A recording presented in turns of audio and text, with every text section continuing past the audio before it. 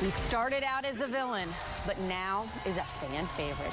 We are talking about local wrestler and former Ring of Honor champion Jay Lethal, who joins me right now.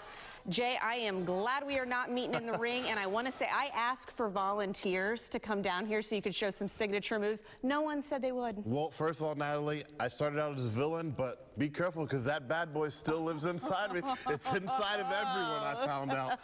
And luckily, yeah, you don't have any tables set up, so no one's got to go through any tables. You're safe. The volunteers can stay home for today.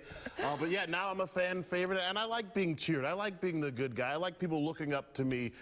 But taking the easy way out and being the bad guy is so easy. I was going to say, talk about that a little bit. How much does, whether you're the villain or whether you're the good guy or the fan favorite, how much does that impact what we see in the ring and the personality that you're able to show? Well, the biggest thing is, if I'm a villain, I can cheat, you know? And cheating always helps you win. One wrestler said, cheat if you can, lose if you must.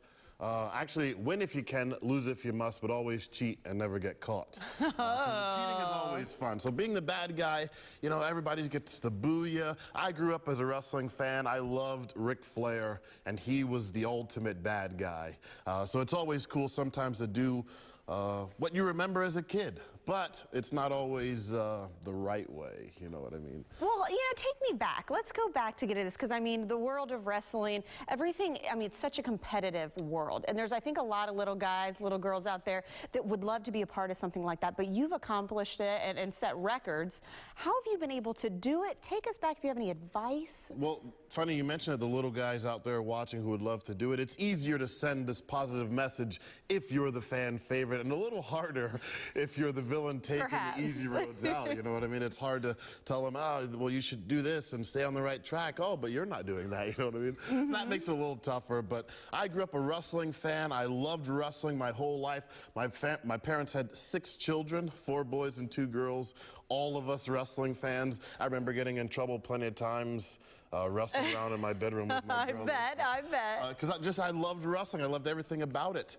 And how often do we get to start a love for something at such a young age and then develop into a career? Like, it's very seldom done. It's like capturing lightning in a bottle. You know what I mean? Now I'm on television. I started as a little kid watching wrestling, loving what I saw, and now fast forward, I'm on TV winning world titles.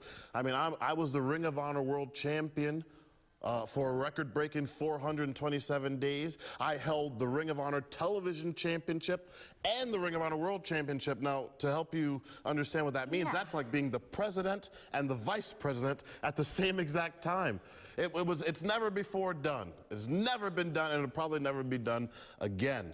And everything leading up to then, leading up to now, has helped me for this Friday night, because this Friday night we have one of our biggest pay-per-views to date. Ring of Honor presents Final Battle. And how fitting, it's our final battle of the year, biggest pay-per-view to date. And I am set to go against a gentleman by the name of Cody Rhodes. Okay, what do we expect? Well, pain.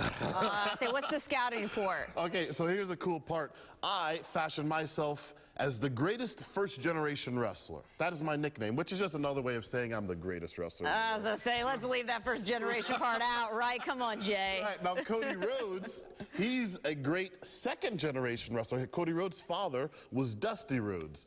So this, I mean, it has all the elements to be one of the greatest pay-per-views in the world, so you don't want to miss this. I was going to say, you know, and someone like yourself who has been record-breaking and getting ready for this next big match, where do you go from here? Where do you want your career? Because I'm assuming as an athlete, you're always looking for the next, the biggest, the best step. Speaking of where you go from here, I'm so used to being the main event, the last thing that people see. It's kind of early. You still got more guests after me. In fact, that comedian's going to have some tough shoes to fill. I was going to say, we're all entertainment. We went wrestler first, comedian coming up. Well, it's not so much entertainment. It's an entertaining sport for professional wrestling. And where do I go from here? The sky's the limit.